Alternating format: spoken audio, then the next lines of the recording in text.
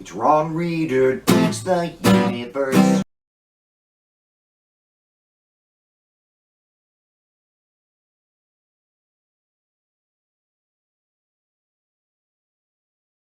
I'm Ron Reader, and this is Ron Reader Digs the Universe. And tonight, Patriotism, MAGA style. I hope you all had a good Independence Day last weekend. Mine was pleasant enough, but also a bit emotionally weird for me. This sense of July 4th weirdness in some ways has been building for a very long time in my life, going back to all those American flags people had on their cars for a few years after 9/11. It was obvious and depressing to me at the time, and I think to a lot of others in hindsight, that this usage of the flag had nothing to do with freedom and democracy and everything to do with killing Muslims, anger, and revenge.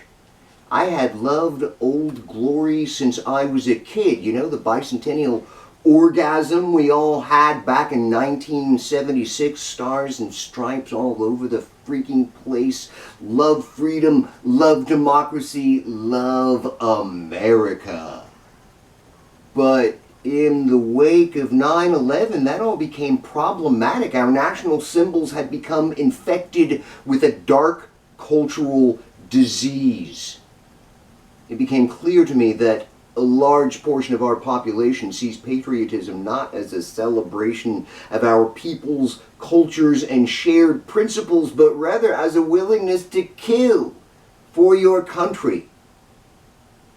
A lot of the in-your-face aspect of this murderous patriotism subsided a bit during the Obama years, but the Trump era has brought it back like it never left, because it probably never did.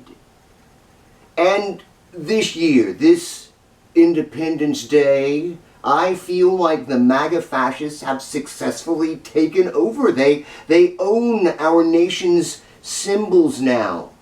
Red states, white people, vandalized blue reflecting pools. That's what red, white, and blue means now.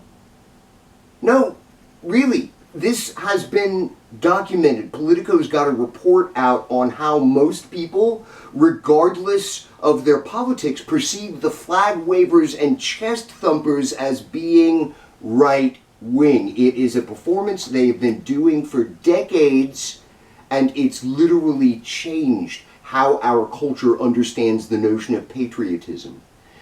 So I'm thinking about all this last Saturday when, almost on cue, I read the news about the white supremacist organization Patriot Front waving American flags, modified American flags, Confederate flags, wearing masks and uniforms, marching several hundred of their members around Washington, D.C. for the 4th of July, as if to demonstrate my point in real time, live on television and streaming services. Now, I know that a lot of MAGA is like, well, I'm not like that, meaning that they don't dress up in uniforms and march through streets like neo-Nazis in Skokie. Utah Senator Mike Lee and Fox host Laura Ingraham are saying the march was an Antifa false flag operation, but come on. MAGA worships and adores a leader who promised to do racist things and is doing racist things. There is no ideological difference between Patriot Front and the rest of MAGA. They're all fascist, and to them, that's as American as apple pie. Do you see why the 4th of July has become so weird for me? I'm Ron Reader, and this has been Ron Reader Digs the Universe. Join me, Ron Reader, again next week for another episode of Ron Reader Digs the Universe.